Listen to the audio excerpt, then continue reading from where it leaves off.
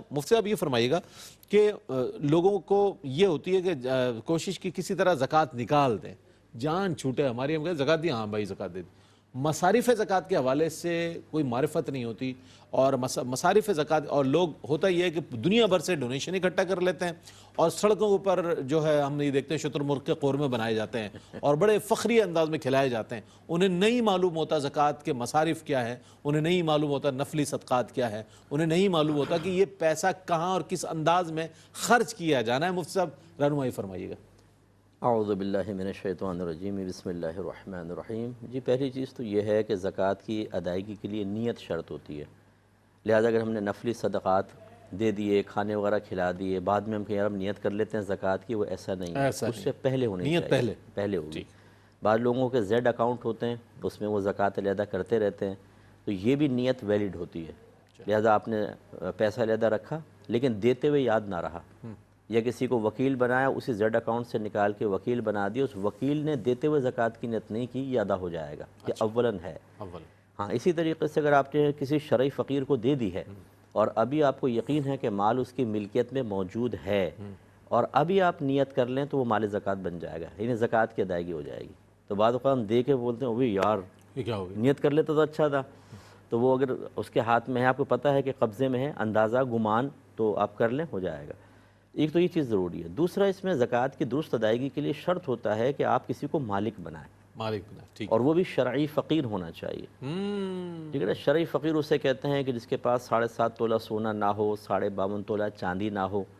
52.5 तोला चांदी आजकल जो है वो तकरीबन 1,24,000 25,000 ऐसा आ रही है, और इतना कैश ना हो जो 52.5 तोला चांदी के बराबर हो, इतना माल तिजारत ना हो जो इस तक पहुँच जाए, और इसी तरीके से ज़रूरियात ज़िंदगी से ज़ायद उसके पास इतना सामान ना हो कि अगर उसकी हम मालियत लगाएं तो 52.5 तोला चांदी तक पहुंच जाए।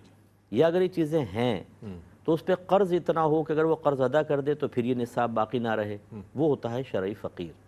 तो ये वो वाले फ़ुक़रा मुराद नहीं जो फुटपाथ पे खड़े होते हैं, ये शरई फ़कीर। तो एक तो शरई फ़कीर होना चाहिए जो शरई फ़कीर भी हो और गैर सैयद हो, हाशमी नहीं होना चाहिए। और इसी तरह जिनकी नस्ल से आप हैं वो ना हो, माँ बाप दादा दादी नाना नानी जो आपकी नस्ल से हैं वो ना हो, बेटा बेटी पोता पोती नवासा नवासी। ऐसे शौहर बीवी को, बीवी शौहर को नहीं दे सकता, तो बस ये ना हो तो फिर आप दे सकते हैं। ठीक है ना, फिर आप बिल्कुल अदा कर सकते हैं। और इसमें जैसे बताया मालिक बनाना शर्त है, मुबाह करना से नहीं होगी।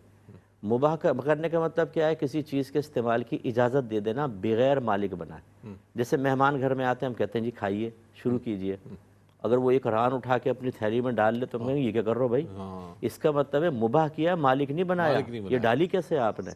तो इसका मतलब ये हुआ कि ये जो अगर हम खाना खिला दें शुतुरमुर्ग का, जैसे आपने बताया, सबको बिठा के खिला दिया और मालिक नहीं बनाया, ज़कात अदा नहीं होगी। हाँ, अगर आप पैकेट्स बनाकर दे दें, ये आपका हुआ, खाओ, घर लेके जाओ, कुछ भी करो, आप मालिक, अब अदा हो जाएगी। और ये चूँकि इसी से जाहिर होता है कि कैश में ही ज़कात देना कोई लाजिम नहीं है, मेडिसन की शक्ल में भी दे सकते हैं आप। बिल्कुल, आप जैसे कोई किसी को बच्ची की शादी हो रही है, आप एक फ्रिज ख़रीद कर बच्ची को उसका मालिक बनाएं, हो शरई फ़कीरा वो, तो ये ज़कात अदा हो जाएगी उसमें। इसी तरह कपड़े पहना देते हैं आप, ये खाना भी आप पैकेट्स में करके देते चले जाएँ, या राशन आप जैसे भेज रहे हैं KGN के तहत, तो आपने ज़कात के पैसे से करके इन्फॉर्म कर दें कि भाई ये ज़कात का पैसा है, इससे जो आप खाना लें तो वो ज़कात का ज़रा करके उसी शख्स को दें कि जो उसका मुस्तहिक़ है, तो फिर वो उस तक पहुँचेगी और यूँ ज़कात अदा होगी। फिर बहुत अच्छी बात है। अच्छा मुफ्ती साहब, ये और बात मैं ये आपसे पूछना चाहूँगा, वक्त बहुत कम रह गया, कि इस हवाले से हमारी क्या ज़िम्मेदारी बनती है कि किस तरह लोगों, अगर कोई यहाँ तक नहीं पहुँचता तो किस अंदाज में मुस्तहिक़ को जांचा जाए कि वाक़ईतन ही मुस्तहिक़ है। ये दो बातें यहाँ पर, प्रोफेशनल्स बहुत आ जाते हैं। जी मैं समझ गया बिल्कुल। पहली बात तो ये है ज़िम्मेदारी के लिहाज से कि अल्लाह ताला ने फरमाया सुम्मा लतुसअलुन्ना यौमइज़िन अनिन नईम, तुमसे बरोज़ क़यामत ज़रूर ज़रूर नेमतों के बारे में क्वेश्चन होगा। ये हमारे यहाँ हम सर्फ पढ़ते हैं ना, तो उसमें लाम ताकीद बानून ताकीद सकीला है, यानी दोहरी ताकीद मुस्तक़बिल में। एक तो यह कि आप आइएगा, ज़रूर ज़रूर आना है आपने, मुअक्कद कलाम, पुख्ता कलाम, सख्ती है इस कलाम के अंदर। इसका मतलब है कि अल्लाह ने हमें नेमतें दी तो हम ये चाहें कि मेरी एक इनफरादी हैसियत कायम हो जाए पूरे ख़ानदान के अंदर, कोई मेरे बराबर ना आए, और दूसरा मोहताज ही नज़र आए, क्यों उसको दूँ कि उसकी मोहताजी ख़त्म हो।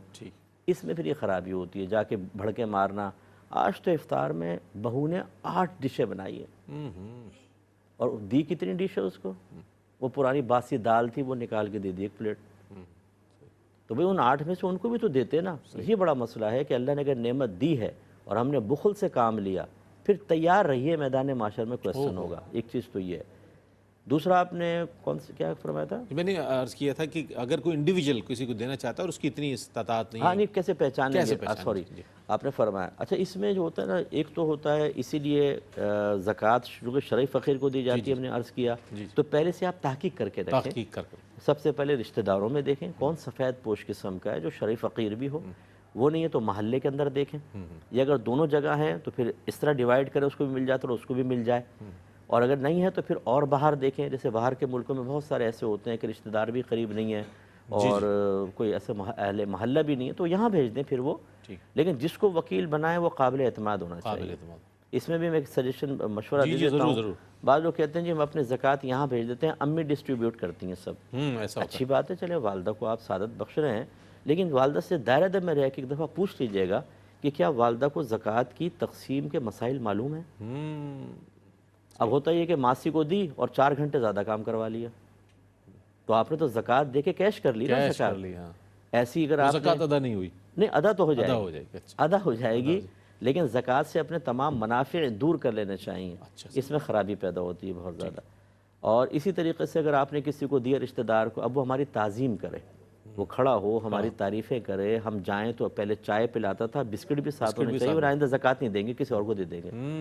یہ جو ہے کہ آپ زکوٰۃ کو ہم یہاں کیش کر رہے ہیں، اس میں ادا کرنے والی کے تو ادا ہو جائے گی، لیکن وہ وکیل نہ اپنی باطنی اصلاح کر سکا ہے، نہ اسے قلبی احوال پر اطلاع ہے، نہ وہ باطنی گناہ جانتا ہے، نہ وہ نیتوں کو درست کرنے کے اس کو آداب معلوم ہے، نہ شرعی مسائل۔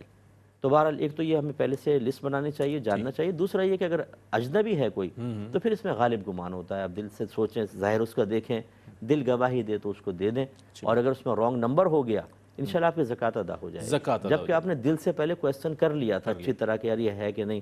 ہاں ایسے کویسچن نہ کریں کہ اس کی دل آزاری ہو، اس کو بٹھا کے آپ انٹرویو لے رہے ہیں، پورا کراس کویسچننگ کر رہے ہیں، تو بعض شریف النفس قسم کے ہوتے ہیں، ان کی ایگو ہرٹ ہوتی ہے، ان کی عزت نفس مجروح ہوتی ہے، تکلیف ہوتی ہے، اس لیے آپ کو حیرت ہوگی، آپ کو تو نہیں، خیر پبلک کو کچھ حیرت ہوگی، آپ تو مسائل ماشاءاللہ کافی حد تک جانتے ہیں کہ فقہاء نے فرمایا کہ اگر آپ کسی کو زکوٰۃ دیں اور آپ کو یقین ہے کہ زکوٰۃ کہنے کی وجہ سے دل آزاری ہوگی تو اس کو عیدی، گفٹ، تحفہ کہہ کر دے دیں، تو انشاءاللہ ادا بھی ہو جائے گی اور اس کی دل آزاری بھی نہیں ہوگی۔ بہت شکریہ دگروں مفتی صاحب، آپ تشریف لائے اور